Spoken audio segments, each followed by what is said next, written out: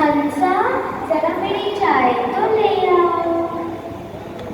प्रफुल्ल, तुम भी ना, मैंने तुम्हें कितनी बार कहा है, जब मैं कोई इम्पोर्टेंट काम कर रही होती हूँ तो मुझे मत टोका करो।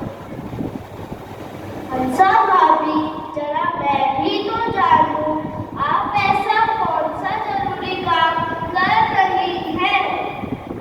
अरे, आपको नहीं पता भैया, कल शिवरात्रि है और कल मैं व्रत रखने वाली हूँ, उसी की लिस्ट बना रही थी। शिवरात्रि, जिसमें शिव जी की पूजा होती है। हाँ हाँ, वही।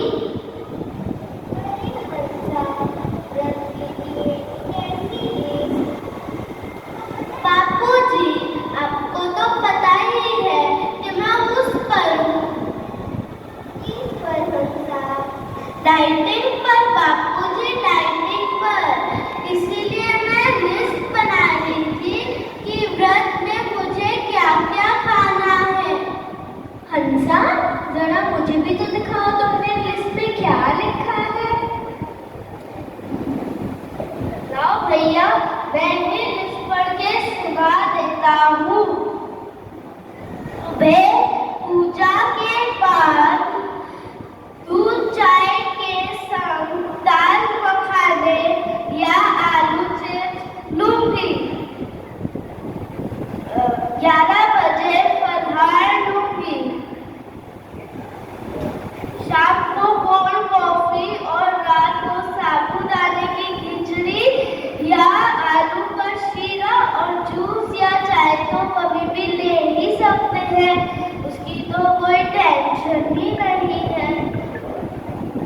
फिर भी रात को मुझे भूख के मारे नींद न आए तो प्रफुल्ल, तुम तो हो ही, मुझे संभाल लेना।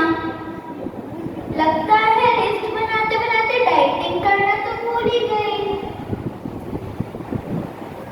हंसा, बावली हो गई है क्या? इतना सब कुछ लेकर भी तुम्हें रात को नींद नहीं आएगी?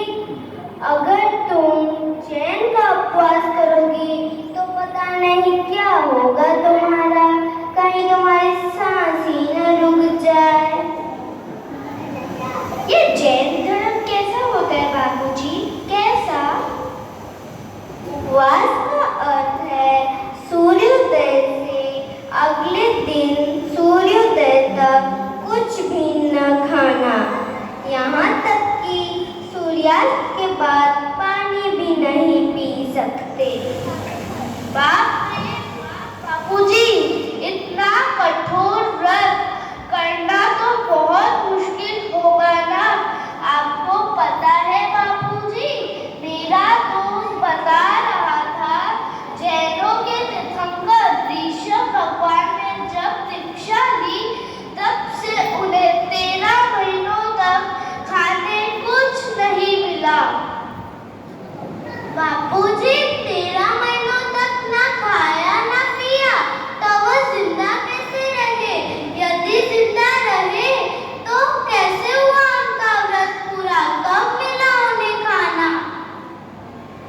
बताता हूँ कैसे हुआ भगवान ऋषभ का पाना। भगवान ऋषभ घूमते घूमते हस्तिनापुर पधार रहे हैं।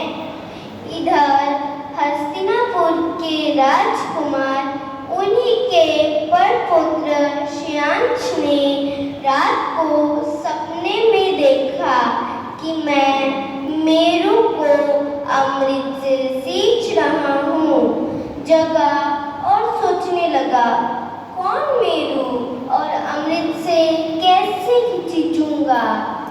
ऐसा चिंतन करते करते स्मृति पर दबाव डाला और स्मृति ज्ञान हो गया। ज्ञान से दान की विधि जान ली। अब वह चिंतन करने लगे, ये स्वप्न फलेगा कैसे? इतने में ही भगवान ऋषभ हस्तिनापुर पधार गए।